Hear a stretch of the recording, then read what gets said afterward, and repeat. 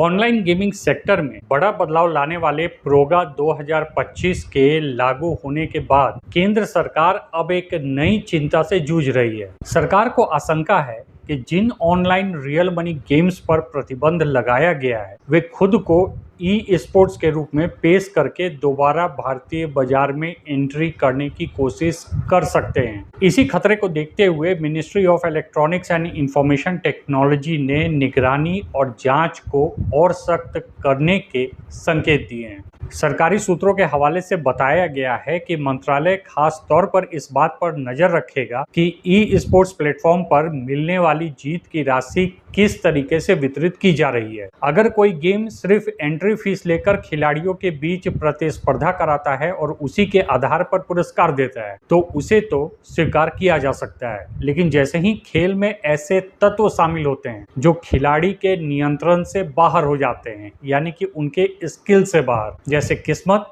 या अनिश्चितता, तो यह सरकार के लिए चेतावनी का संकेत बन जाता है। गौरतलब है कि प्रोगा 2025 के तहत देश में सभी प्रकार के ऑनलाइन रियल मनी गेमिंग पर प्रभावी रूप से रोक लगा दी गई है।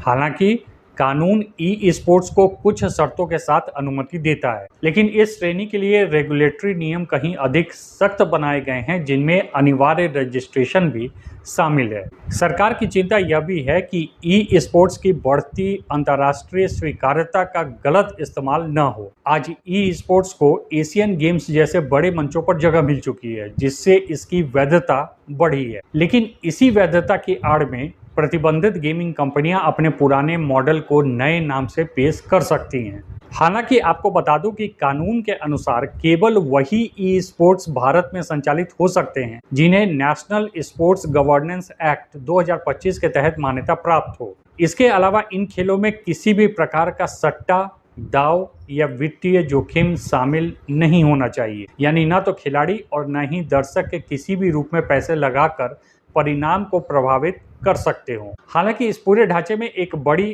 अस्पष्टता भी सामने आई है। नेशनल स्पोर्ट्स गवर्नेंस एक्ट में ई स्पोर्ट्स को मान्यता देने की स्पष्ट प्रक्रिया तय नहीं की गई है। ऐसे में यह सवाल उठना लाजमी है कि कौन सा गेम वैध ई स्पोर्ट्स माना जाएगा और कौन सा नहीं। यह ग्रे एरिया आने वाले समय में न सिर्फ कानूनी विवादों को जन्म दे सकता है, बल्कि इस ग्रे एरिया के कारण आरएमजी कंपनीज जो हैं वह बैकडोर एंट्री ई स्पोर्ट्स में करने की कोशिश कर सकती हैं। और कुल मिलाकर सरकार की चिंता इसी संबंध में है। सूत्रों के मुताबिक उद्योग और सरकार के बीच कई दौर की बातचीत हुई, जिसमें यह संभावना तलाशी गई कि क्या प्रतिबंधित कंपनियां अपने बिजनेस मॉडल में बदलाव करके ई स्पोर्ट्स के रूप में वापस आ सकती हैं या नहीं। कुछ कंपनियों ने हालांकि फ्री टू प्ले मॉडल या सब्सक्रिप्शन आधारित सिस्टम का प्रस्ताव भी ई स्पोर्ट्स के लिए दिया था, लेकिन सरकार को इस बात का संदेह बना हुआ है कि यह बदलाव केवल दिखावे के लिए हो सकते हैं, और इसी कारण अब सरकार ने साफ संकेत दिए हैं कि वह किसी भी तरह की नाम बदलकर वापसी की रणनीति को सफल नहीं होने देगी। आने वाले समय में ई स्पोर्ट्स के रूप में रजिस्ट्रेशन के लिए आने वाले हर प्लेटफॉर्म की गहन जांच की जाएगी, ताकि यह सुनिश्चित किया जा सके कि यह वास्तव में कौशल आधारित खेल हैं या नहीं, या फिर किसी छिपे हुए सट्टेबाजी मॉडल का हिस्सा तो नहीं है। कुल मिलाकर प्रोगा 2025 के लागू होने के बाद ऑनलाइन गेमिंग सेक्टर में नियमों की सख्ती तो बढ़ी है, लेकिन इसके साथ ही चुनौतियां भी सामने आ रही हैं।